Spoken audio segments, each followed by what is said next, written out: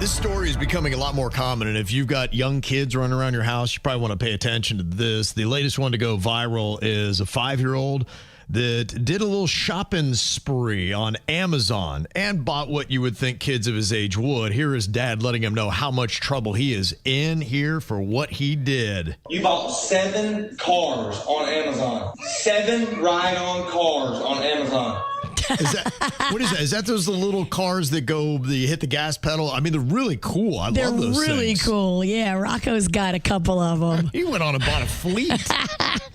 Way to go, kid. You spent over $3,000 on Amazon today. How did you do that? You are in so much trouble. He opened a drawer up underneath the TV console and he found an old iPhone. Charged the phone, got on Amazon. He's 5, but he knows what Amazon is. He's seen us get on it before. Me and my husband's phones that we have, you have to have Face ID to check out on Amazon because that was an updated feature. Well, this old iPhone of mine did not have that updated feature, and I don't know if it's because the app was not updated or what, but he was able to check out just by clicking the Buy Now button, and of course our cards are logged onto there.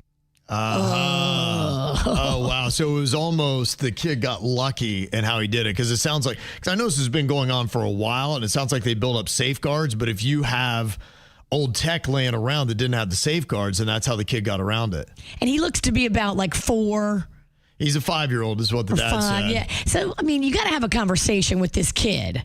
Like 5 is kind of old enough to have a conversation with him about, you don't get to buy things online. Mommy and daddy do. Sounds like the dad's having it now. And my question is, after the fact. Right. But preemptively, you almost don't want to plant the idea in the kid's head thinking that they wouldn't have thought about going online and shopping. And if you say something, then they'll be like, I can do what?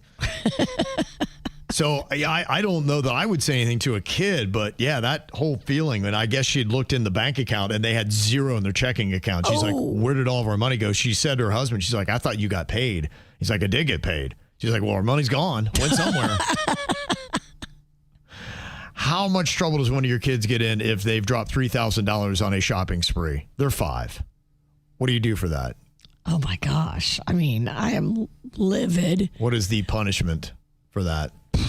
I mean, he's 5, so, you know, I think you got to, like, take away his favorite toys and put him in timeout and like a little grounding or whatever. But maybe you take his favorite toys. He's got to do chores to earn it back. Maybe, in a sense, to learn the value of money, to say, okay, you got to put in so much time if you want your favorites back and you're not getting anything new. This is just the ones you already have and love. But also, I don't think 5 is too young. Even 4 is not too young to have a conversation about, you don't get to go on phones and buy stuff. Mm-hmm. This is what mommies and daddies do. Kids don't do that. I'm curious how most parents handle that today. Do you preemptively, are you saying something to your kids? At what age? What are you saying to them? Or do you just try to make sure that all the safeguards are up? I mean, Rocco he's had a phone for a while and he's been able to buy stuff, but he knows he can't buy anything without approval. Even if it's $2, he knows that he's got to come to us, ask us about it, pitch us on it, and then we tell him yes or no. I tripped on an Amazon package walking out of my house this morning. It's got to horrify you to know that a car could show up at any minute at your house. Yeah, I bet he could get a car to your house. Yeah, this kid apparently did. Multiple cars. Yeah. Somebody's saying this is the parents' fault. They should have wiped that phone clean. And maybe that's the lesson. Because I did see that a lot of us hold on to old tech because we're always getting new phones, things like that. And most of us are holding on to the old ones. But probably the lesson B is that you do have some valuable information and you're vulnerable by what's on that phone. And if you're just holding it for the device itself, that device should be wiped clean. Now, what that takes, how you wipe a device, I don't know. Have you ever wiped an old phone? Denny's. Yeah, what exactly does that entail? That seems above my pay grade. Yeah. Might as well. So as a parent, if we're saying, okay, we don't want our 5-year-old to go and order $3,000 worth of those motorized cars, then with every piece of old tech that you have laying around your house, what is it you need to do to be a good parent? Make sure the kid doesn't do that and take off with it.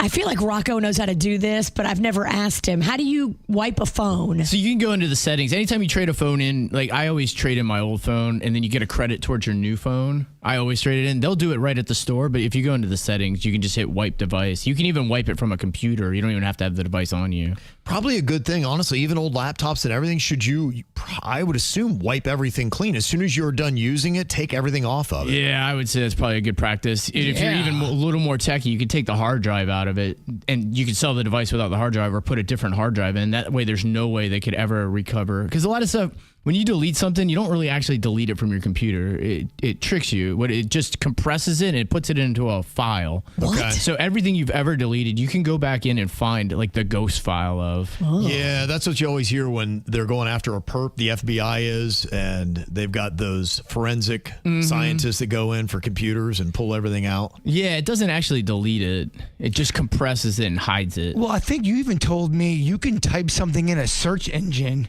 and then not even Key hit logging. search.